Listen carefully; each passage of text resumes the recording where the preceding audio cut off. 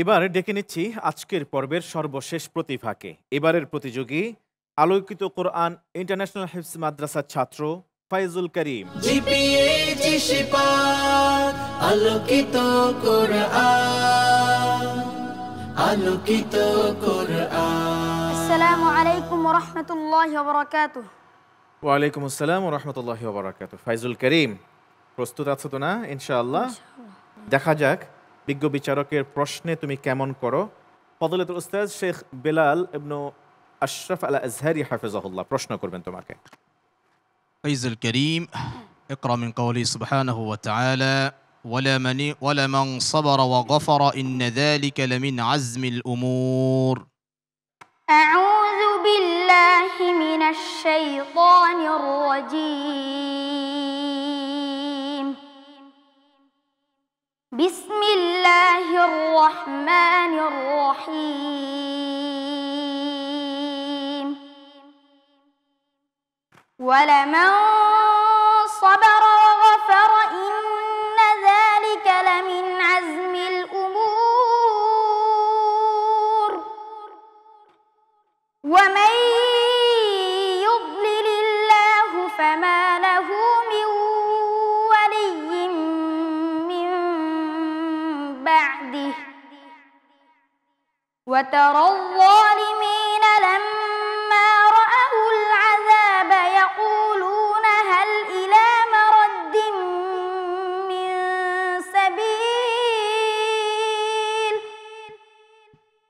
وتراهم يعرضون عليها خاشعين من الذل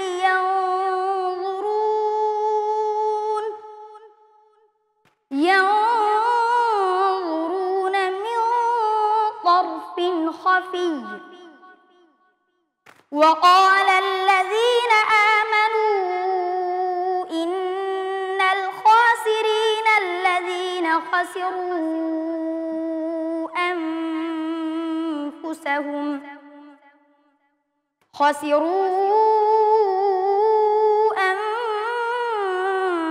أنفسهم وأهليهم يوم القيامة. ألا إن الظالمين في عذاب مقيم. وما كان لهم من دون الله من أولياء ينصرونهم. আবার পড়ো। وما كان لهم من أولياء ينصرونهم من دون الله. ومن يضلل الله فما له من سبيل. ومن يضلل الله فما له من سبيل. استجيبوا لربكم من قبل أن يأتي يوم لا مرد له.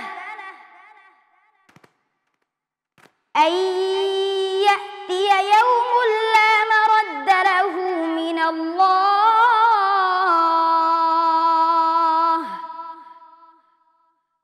ما لكم من ملجأ يومئذ وما لكم من نكير. أحسنت حسبك.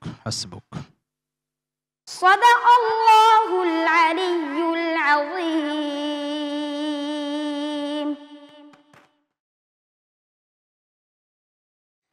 ফাইজুল করিম, দেখি বিজ্ঞ বিচারক তোমার ব্যাপারে কি মন্তব্য করেন। শেখ ফাইজুল করিম যখন তেলাওয়াত করে মাঝে মাঝে তার সাউন্ডটা অনেক বেশি আপ করে ফেলে। সুরের ধারাবাহিকতা বা যে কোনো কারণে সাউন্ড অনেক আপ করে। যখন সাউন্ডটা বেশি আপ করতে যায় তখন তার সাউন্ডটা ব্রেকনেস হয়ে যায়, ভেঙে যায়। এটা না করে সাউন্ডটা এক লেভেলে রাখলে ভালো এবং মধ্যে মুত্তাসিল আরবা হারাকাত 4, এটাকে আরও বেশি করে ফেলে। মাদ্দে আরেত লিসসুকুন বা মাদ্দে আরজি, সেটাও 4 থেকে বেড়ে 6, 7 হয়ে যায়। আর একটু শর্ট করতে হবে, ঠিক আছে? বাকি ঠিক আছে। আল্লাহ পাক তাকে সফল কাম হওয়ার তৌফিক দান করুক। আমিন। Thank you. ধন্যবাদ আপনাকে বিজ্ঞ বিচারক। যাব অতিথি বিচারকের কাছে। আলহামদুলিল্লাহ নাহমাদুহু ওয়া নুসাল্লি আলা রাসূলিহিল কারীম। ছোট্ট বন্ধুর তেলাওয়াত অনেক সুন্দর। তবে মোহতারাম বিচারক যা বলেছেন, সাউন্ডটা একটা লেভেলে আনলে ভালো হয়, এইটাই আমি ভাবতেছিলাম। আর সবচেয়ে বড় কথা হচ্ছে, আজকের এই প্রোগ্রামে যারা তেলাওয়াত করছেন প্রত্যেকেই মানসম্পন্ন। আমি কাউকেই খাটো করে দেখতে পারবো না, কারো প্রশংসা বেশি বা কারো কম করার সুযোগ নাই। প্রত্যেকের মধ্যেই কিছু ত্রুটি বিচ্যুতি আছে, আবার প্রত্যেকের মধ্যেই গুণ আছে। আরেকটা কথা হচ্ছে, সবাই তো আল্লাহর কালাম তেলাওয়াত করছে। তো আল্লাহর কালাম যারা তেলাওয়াত করে অবশ্যই সবাই আল্লাহর কাছে দামি, আমরাও তাদেরকে অবশ্যই গুরুত্ব দিব। কারণ কুরআনুল কারীম এমন কিতাব, যেই কিতাব এসেছে লিতুখরিজান নাসা মিনাজ জুলুমাতি ইলান নূর, পাপে তাপে নিমজ্জিত মানব জাতিকে আলোর সন্ধান দেওয়ার জন্যে। তো এই কুরআনুল কারীম এই ছোট্ট বন্ধুদের সিনার মধ্যে আল্লাহ পাক দান করেছেন। আমি দোয়া করি আল্লাহ রাব্বুল আলামিন যেন তাদেরকে দুনিয়া এবং আখিরাতে আলোকিত জীবন দান করেন, এবং তারা যেন অনেক মানুষ আল্লাহর কালামের দিকে আকৃষ্ট হওয়ার অন্যতম কারণ হয়। আল্লাহ পাক যেন তাদেরকে এই জীবন্ত মুআজিজা আল কুরআনুল কারীমের দাঈ হিসাবে কবুল করেন। আমিন। ধন্যবাদ, অনেক অনেক ধন্যবাদ সম্মানিত অতিথি ফয়জুল করিম। ইনশাআল্লাহ তাআলা আমরা ফলাফল ঘোষণা করব কেমন। ততক্ষণ পর্যন্ত বাকি 3 ভাইয়ের সাথে গিয়ে অপেক্ষা করো। আল্লাহ চাহেন তো আমরা দোয়া করছি যেন ভালো কিছু হয়। ঠিক আছে, ওকে। আসসালামু আলাইকুম ওয়া রাহমাতুল্লাহি ওয়া বারাকাতুহু। ওয়া আলাইকুম আসসালাম ওয়া রাহমাতুল্লাহি ওয়া বারাকাতুহু।